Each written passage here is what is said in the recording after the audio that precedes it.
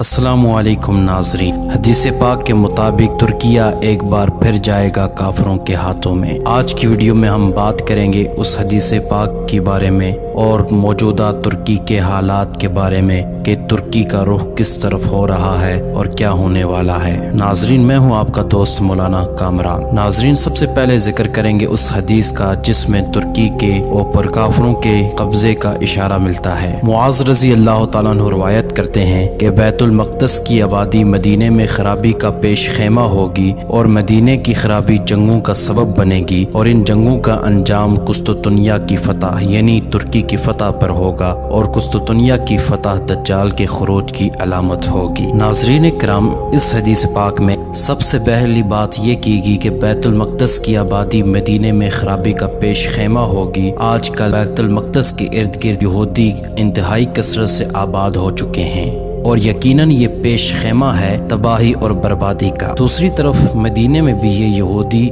मुख्तलिफ जगहों पर अपने पंजे गाड़ चुके हैं और वहाँ पर अपनी खतरनाक छावनियाँ बना चुके हैं, तो यकीनन ये जंगों का सबब बनेगा जैसा कि हदीस में जिक्र किया गया है। फिर आगे हदीस में ये कहा गया कि इन जंगों का अंजाम कुस्तुतुनिया की फतह पर होगा। इस जुमले से पता चलता है कि मुसलमान कुस्तुतुनिया को फतह करेंगे, तो मतलब इसका ये हुआ कि कुस्तुतुनिया यानी तुर्किया एक बार फिर गैर मुस्लिमों के हाथ में जाएगा और वो इस पर कब्जा जमा लेंगे। उसके बाद जंग होगी और जंग करके मुसलमान इसे फतह कर लेंगे। दूसरी रवायत के मुताबिक हज़रत महदी अलैहिस्सलाम के दौर में तुर्किया फतह होगा, कुस्तुतुनिया फतह होगा और ये कुस्तुतुनिया की फतह दज्जाल के खुरूज की अलामत होगी। नाज़रीन, अब हालात का ज़रा जायज़ा लेते हैं। हज़रत यसीर रज़ी अल्लाह तआला अन्हु फरमाते हैं, एक मरतबा कूफा में सुर्ख तूफ़ान आया तो एक आदमी जिसका तकिया कलाम ये था कि क़यामत आ गई, उसने आके हज़रत अब्दुल्ला बिन मसूद से ये बात अर्ज़ की। तो हज़रत अब्दुल्ला बिन मसूद ने लंबी चौड़ी बात की जिसका एक टुकड़ा आपके सामने पेश करते हैं कि उन्होंने फरमाया, क़यामत उस वक़्त तक कायम नहीं होगी जब तक मुल्क शाम में दुश्मन मुसलमानों के ख़िलाफ़ इकट्ठे ना हों और मुसलमान अपने दुश्मनों के ख़िलाफ़ इकट्ठे ना हों।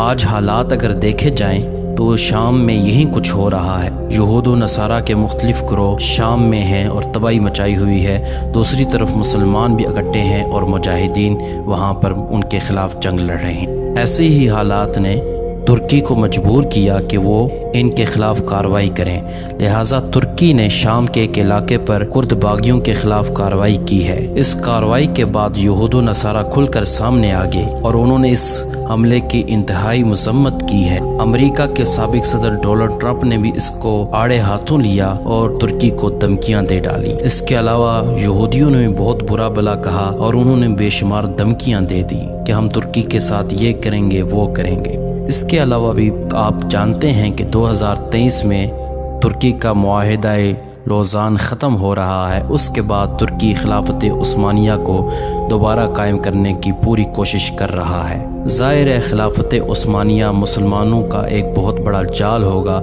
जिसमें तमाम मुस्लिम ममालिक महफूज रह सकेंगे और ये बात यहूद व नसारा को कभी भी कबूल नहीं होगी। लिहाजा वो इसको रोकने के लिए हर मुमकिन कोशिश करेंगे। जैसा कि हमारे सामने है कि माजी में कई इस्लामी ममालिक पर उन्होंने झूठ बोल कर चढ़ाई की और कई इस्लामी ममालिक पर बमबारी करके उनको नेस्तो नाबूद करने की कोशिश की। चूँकि इनके पास पावर है तो ये किसी भी मुल्क को दहशतगर्द करार देते हैं और किसी भी मुल्क के ख़िलाफ़ कार्रवाई आसानी से कर सकते हैं। तो कुछ ऐसे ही हालात मुमकिन है कि ये तुर्की के ख़िलाफ़ पैदा करें और उनके ख़िलाफ़ जंग करें और तुर्की पर कब्जा कर लें। लेकिन इसके बारे में कुछ नहीं कहा जा सकता कि यही लोग यहूद व नसारा ही उस पर कब्जा करेंगे या फिर कोई और वजह हो। लेकिन इतना ज़रूर कहा जा सकता है कि तुर्की के गैर मुस्लिमों के हाथ में जाने में कोई शक शुबा नहीं, क्योंकि हदीस में इसका वाज़ेह इशारा मौजूद है। नाज़रीन, अगर आपको हमारी वीडियो पसंद आई हो तो इसे लाइक ज़रूर करें और चैनल को सब्सक्राइब ज़रूर करें।